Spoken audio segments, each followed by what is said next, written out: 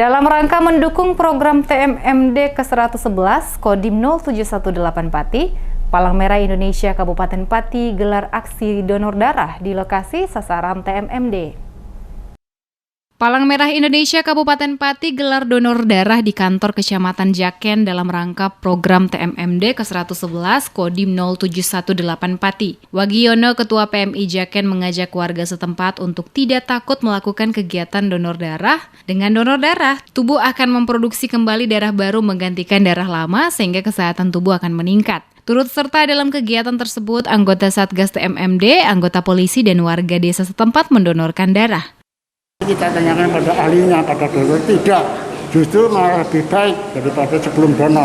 Karena donor itu membuang darah yang lama untuk kita menerima darah yang baru, sehingga imun kita sebagai pendonor itu adalah andai kata misalnya diukur dengan listrik yang dulu 110 bisa menjadi 220.